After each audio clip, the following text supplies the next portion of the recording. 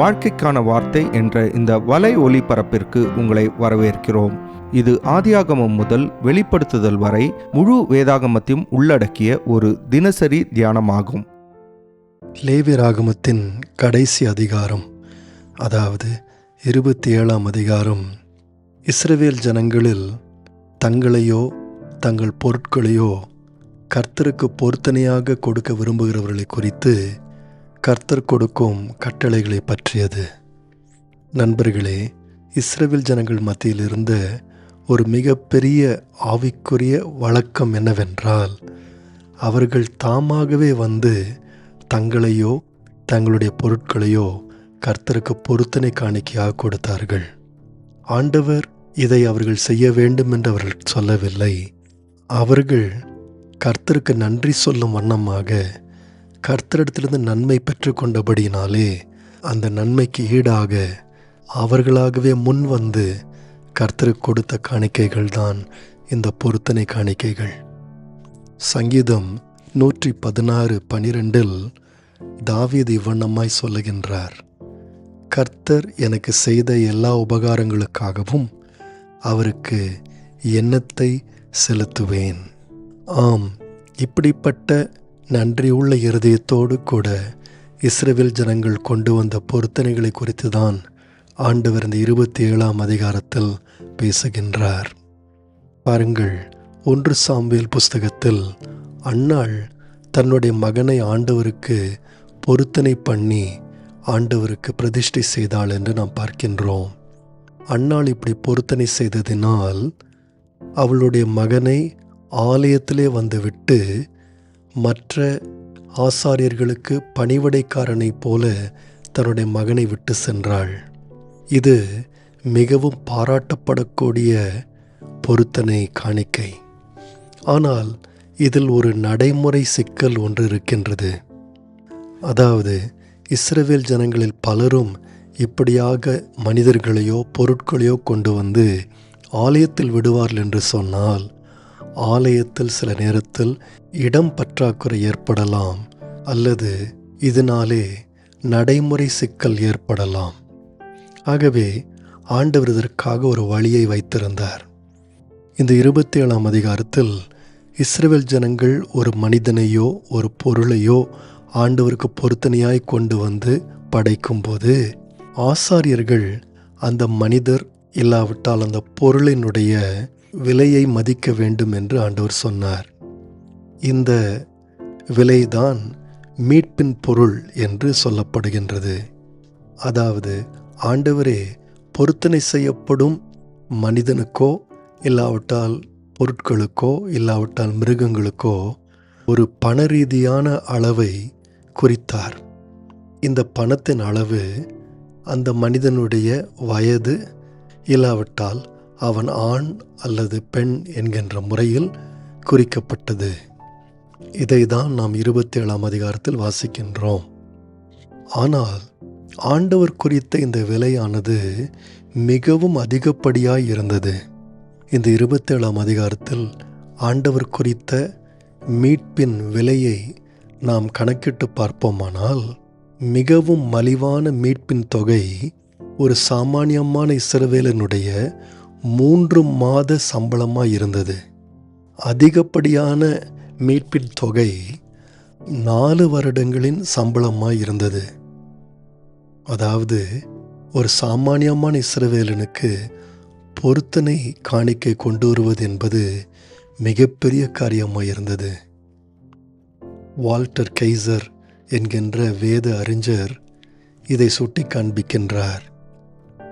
ஒரு சாமானியமான இஸ்ரவேலன் அன்றைக்கு மாதத்துக்கு 1 சேக்கல் தான் சம்பாதித்தான்.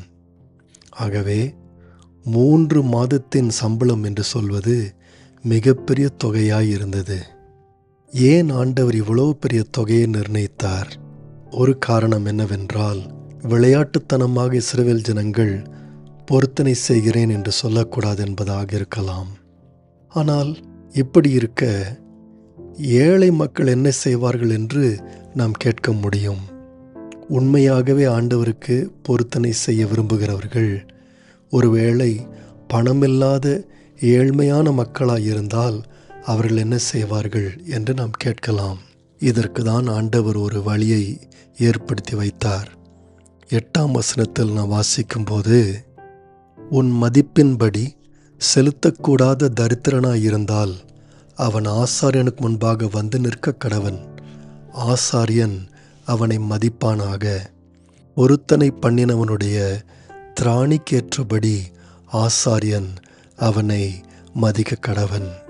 அதாவது நண்பர்களே, இந்த ஏழை மனிதனுடைய ஏழ்மை சூழ்நிலையை ஏற்கனவே அறிந்திருக்கின்ற அந்த ஆசாரியன் அவனால் எவ்வளவு தர முடியும் என்று அவனாகவே நிதானித்து அந்த மனிதனுக்கு ஆசாரியன் ஒரு பொருத்தனைக்கான காணிக்கையை அவனே திட்டமிட்டு சொல்லலாம்.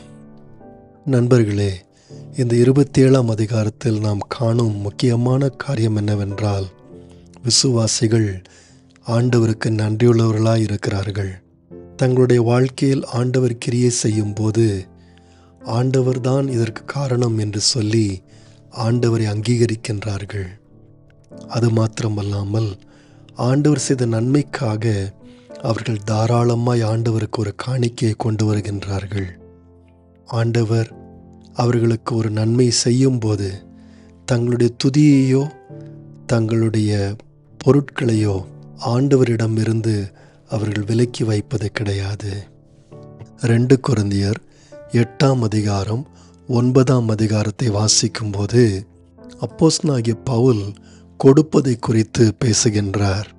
அதில் விசேஷமாக 2 கொரிந்தியர் 9ஆம் அதிகாரம் 7ஆம் வசனத்தை வாசிக்கும்போது, அவனவன் விசனமாயும் அல்ல கட்டாயமாயும் அல்ல, தன் மனதிலே நியமித்தபடியே கொடுக்க கடவன்.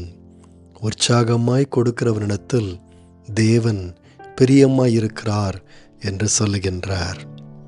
இது மாத்திரமல்ல, விசுவாசிகள் ஆண்டவருக்கு நன்றியோடு கூட தாமாகவே உற்சாகமாக கொடுக்கும்போது ஆண்டவர் அவர்களை ஆசீர்வதிக்கின்றார். இதை தான் 2 கொரிந்தியர் 9ஆம் அதிகாரம் 11ஆம் வசனத்தில் பவுல் அப்போஸ்தலன் சொல்லுகின்றார். தேவனுக்கு எங்களால் ஸ்தோத்திரம் உண்டாவதற்கு ஏதுவாயிருக்கும் மிகுந்த உதார குணத்திலே நீங்கள் எவ்விதத்திலும் சம்பூர்ணம் உள்ளவர்களாவீர்கள் என்று பவுல் அப்போஸ்தலன் சொல்லுகின்றார். இந்த 27ஆம் அதிகாரத்தின் கடைசி பகுதி, அதாவது 26ஆம் வசனத்திலிருந்து 34ஆம் வசனம் வரைக்கும் வாசிக்கும்போது இந்த பொருத்தனை காணிக்கைகளை குறித்து ஒரு எச்சரிப்பும் கொடுக்கப்படுகின்றது.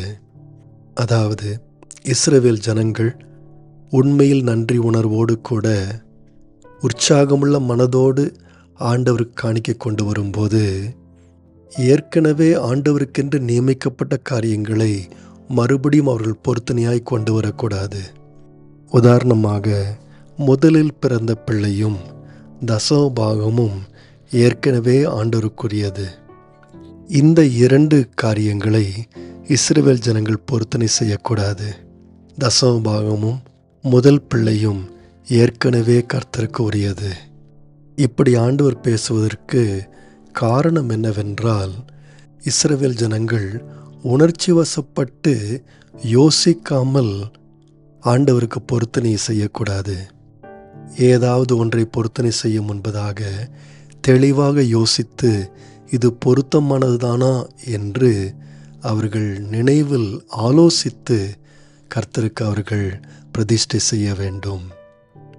இப்படி நிதானித்து ஆண்டவருக்கு பொருத்தனை செய்வதற்கு இன்னொரு காரணம் என்னவென்றால், இஸ்ரவேல் ஜனங்கள் ஒரு முறை பொருத்தனை செய்தால் பின்பு அதிலிருந்து பின்வாங்க முடியாது.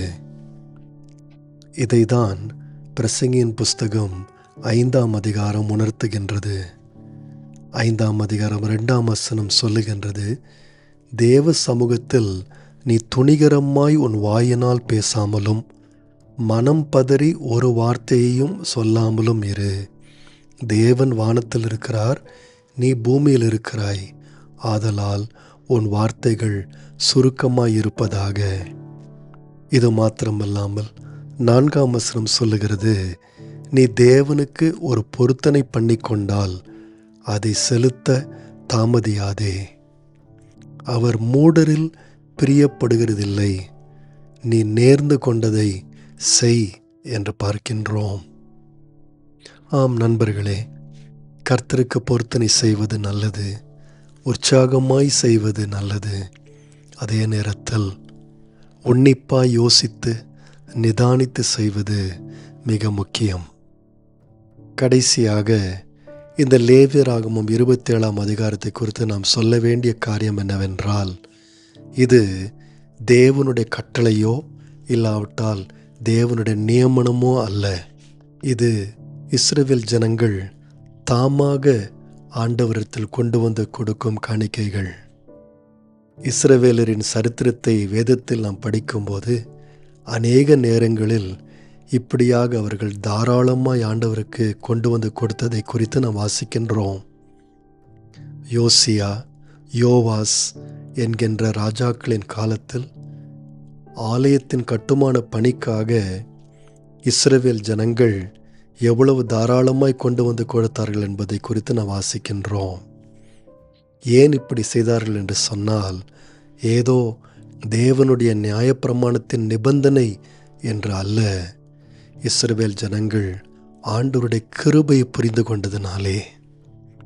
நண்பர்களே, இன்றைக்கும் விசுவாசிகள் ஆண்டவருடைய கிருபைக்கு நன்றியுள்ளவர்களாய் இருக்கிறார்கள். ஆகவே விசுவாசிகள் தாராளமாய் கொடுக்கிறார்கள். விசுவாசிகள் மன உற்சாகத்தோடு கர்த்தருக்கு கொடுக்கிறார்கள். நேயர்களே, இந்நிகழ்ச்சியை கேட்டதற்காய் நன்றி. மீண்டும் ஒரு புதிய அத்தியாயத்துடன் வாழ்க்கைக்கான வார்த்தையில் நாளை சந்திப்போம்.